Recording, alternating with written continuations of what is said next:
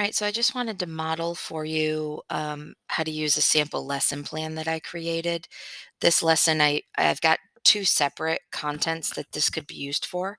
This could be used for an intermediate English class to teach them non-fiction text features, or it could be used for science to teach them the states of matter using Science A to Z materials. Again, this is just a quick lesson that I made up from things I've taught in the past. So if you see the word English, then that means it would be for an intermediate English class. If you see science on there, that means it would be for a self-contained science class. I've got some materials listed. I don't list the materials until after I plan out the lesson, and there's actually some materials that I haven't added on there yet because I added in a day 2, so I made sure that I showed you that this would be a need to be a weekly lesson plan that you're putting together. Starting off, you can see the objectives here. So for English, I can identify text features in a nonfiction book and tell how or why each feature is important. For science, it could be I can explain the characteristics of the three states of matter. There is also a copy of a blank lesson plan in the Schoology course so that you can use this format. I do really like the structured lesson plan format, and so there's a blank one you can make a copy of.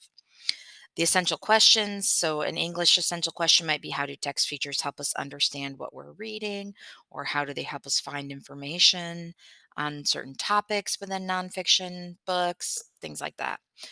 For science, you might have, what are the different states of matter? How does matter change states? So, the characteristics of it. So for class, you want to start off with some kind of a bell ringer or warm up. I would say, probably about 10 minutes for this activity. And this can be as soon as they're walking into your room, they're working on this. So while you're taking attendance, while you're greeting kids, like they're sitting down and they're working on this. So for day one, for English, I would have them have some kind of an image on the board, some kind of picture on the board, and you're going to ask them to find two nouns to describe using adjectives and write two sentences. You can give them sentence starters to help them with this, and then have them circle their noun and underline their adjective. From there, you would also have them kind of do like a turn and talk as you're finishing up the bell ringer just before you start into your lesson. So that way they're getting some speaking and listening time as well. For science, you could have them look at a picture and write a part about one part of the water cycle. I'm assuming that you've already taught the water cycle at this point. Day 2, you could have them unscramble a sentence. So a great activity is to write a sentence onto a sentence strip and then cut it apart and then have them work with a partner to put the sentence into the correct order. Um, in this case, I would make sure that I have an adjective describing the noun because that's kind of the skill that you're practicing this week. And that would be something that you've previously taught. For science, they could label the parts of the water cycle and then write a sentence about evaporation using the words liquid and gas because you'll see in just a second, but on day 1, you taught them about solids, liquids, and gases. So they should be able to give you a little bit of information about liquid and gas. And then they'll turn and talk to share with their neighbor. In general, in any EL class, you want to do your best to try to get in the 4 language domains: listening, speaking, reading, and writing. You may not get them in every single block, but you definitely need to spiral them in weekly. And if you plan with intention, then you're more likely to get them in there. All right, so I'm just going to keep going with day 1 so you kind of see how it all flows together. And then you can go back and look at day 2 on your own. So when I do my planning, always do I do, we do, you do, or they do, just because it's a really good format for a mini lesson. So you're showing them something quickly. We're looking at like 5 to 10 minutes. Then they're practicing with a partner or a group for 5 to 10 minutes. And then they're doing independent practice for about 5 minutes to show you that they got whatever you taught them. So that's a great strategy for doing a mini lesson to make sure that they're picking up what you're putting down. So you can see on this one that for day 1 English, um, we're looking at text features, right? So we're going to teach them about text features and show them. some of just it's kind of like an overview day. So you would make a slideshow with all of the different text features, making sure that you're using lots of graphics to show them what a table of contents looks like, glossary, index, bold words, graphics, index, all of those different things. Um, and how they're useful to them. You also could give them structured notes on this so that they could take notes on what the different features are with the pictures on their notes as well, so that the way they can make the connection. For science, the teach piece that the teacher would do would be on the states of matter. So, using a slideshow, again with structured notes, to teach the different states of matter and their characteristics. From there, you would go into the we do, and this is where the students are going to work together and you're going to provide them support. So for English, the students would work with partners and they would do a text feature scavenger hunt. So you would just have lots of different nonfiction books out there for them to look through, and you would have them look in the books to try to find different identified text features. So those ones that you taught them, the table of contents, glossary, index, bold words, graphics, um, diagrams, any of those text features that you've taught them. For science, the kids are going to work together and they're going to sort different items that you've pulled together into the three states of matter. So you can have solid, liquid, and gas. So you could have a bottle of water. Let me fix my autocorrect there. You could have a bottle of water, stone, sand, ice, a balloon filled with air for gas. You also could have images of solids, liquids, and gases that they have on Science A to Z. Or on just a Google search, and have them actually sort those into the three states of matter working with a partner. And then finally, they do on their own independently. Your English students can look at pictures of text features taught and they can write how they're used. So that's kind of like their formative assessment, to see, did they understand why we have a table of contents? Did they understand why we have bold words in a glossary? For your science students, you could have them label images on a worksheet as solid, liquid, or gas. So kind of they're sorting out which is which. From there, after that 15 to 20-minute mini lesson with I do, we do, you do, you're going to go into guided reading groups. And this is whether you're in a self contained science or English class, because you can teach your science content through reading, through literacy. And that way they're getting to work on their literacy skills as well as increasing their science content. And vice versa. If they're working on their literacy skills in English, they also can start picking up some of that academic vocabulary for science. So it's kind of a twofer either way. So if you look at day one, what I usually did with day one is kind of a reading and a listening type activity where the teacher's going to read the book while the students follow along. It's important that the teacher stops and asks questions, make sure that the students understand, have them make predictions about what they think are going to happen, point out text features, point out the characteristics of states of matter. And then you can have them do a writing activity to write a sentence about a characteristic of a solid using the book for support. So then day two, you're going to have the you're going to all read. So the teacher reads a page, and then each student takes a turn reading the book. So I read a page. Student one reads the next page. Student two reads the next page. Student three reads the next page. I read the next page. So we just kind of keep rotating and providing them support as they need help with different words. It's important also to stop after they've read a page and ask them, okay, what did you read? What was that about? So kind of getting them those comprehension times. You don't have to stop after every single page, but occasionally as the students read, I would have them pause and share back, okay, what was that about that you just read? Just to get them really make sure they're just thinking about the words and not just doing recall of, reading the individual words.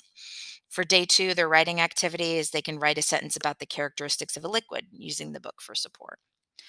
And then day three, now just the students are going to take turns reading. So you as the teacher are just going to provide them support, but all of the students are going to take turns reading aloud. and then you can see the writing activity there. And then for day 4, this is when I have the students read the book on their own. And so there's different things that you can do. You could have them just quietly whisper read the book out loud to themselves so that you can just then go around and listen to each one. Or you can have them read silently if they want to read in their head, but then give them some kind of a symbol, like when you hold your hand out in front of them, they have to start reading aloud, because you really want to take the time to listen to each of the students reading and kind of take note and do a little formative assessment on their fluency, on their ability to sound out the words, to kind of see where they are. And then you can have them do a speaking activity this day where they can discuss the different states of matter within the water cycle. So they've already learned the water cycle. Now let's combine these two things that they've learned and have them talk about how water evaporates into a gas. So it goes from a liquid into a gas.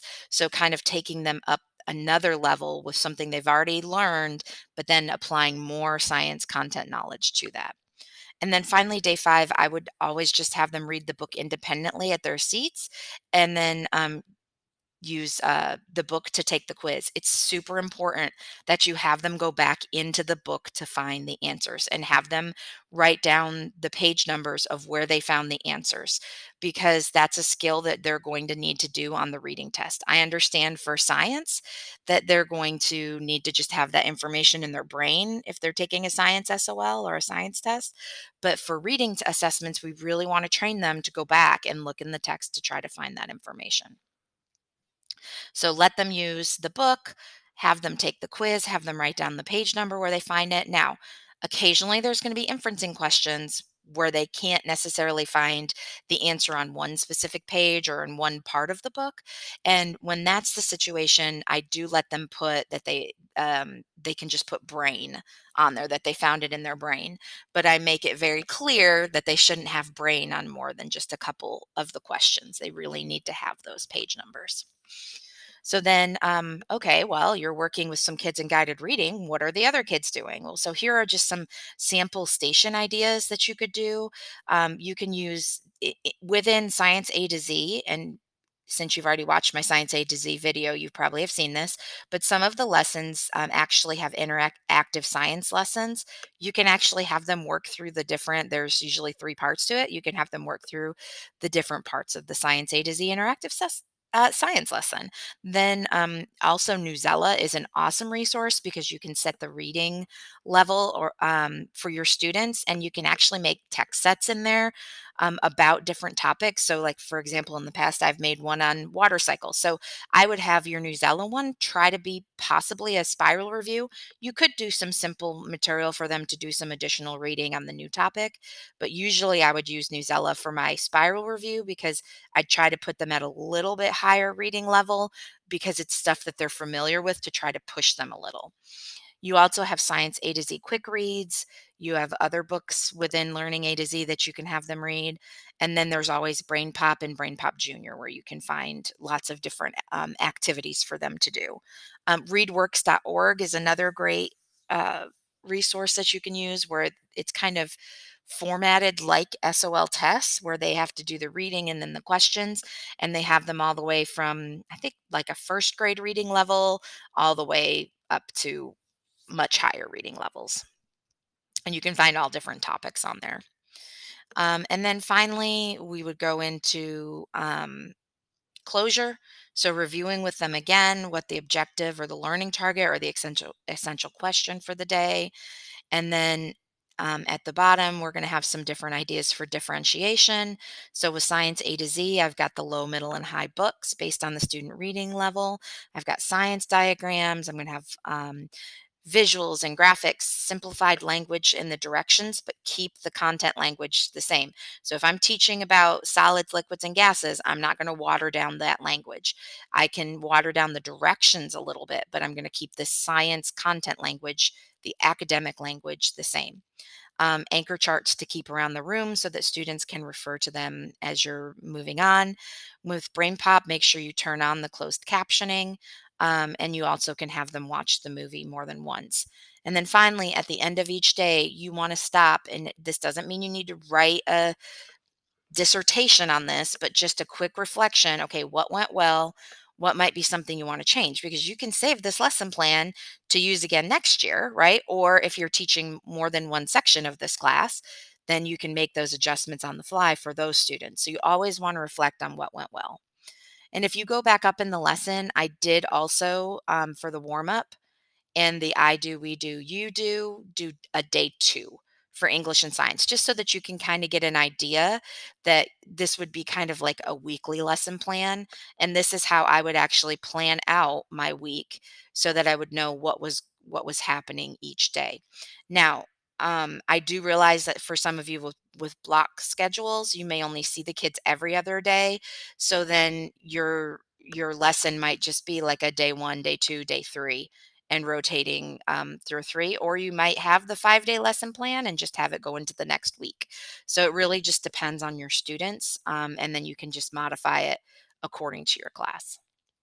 As always, if you have any questions or you'd like to discuss this further, please feel free to send me an email or look at the very first page in the Schoology course, and you can schedule a conference with me. And I'm so happy to discuss any of this further with you. I am a little bit of a geek when it comes to learning A to Z and when it comes to using science content to teach literacy. So reach out to me anytime.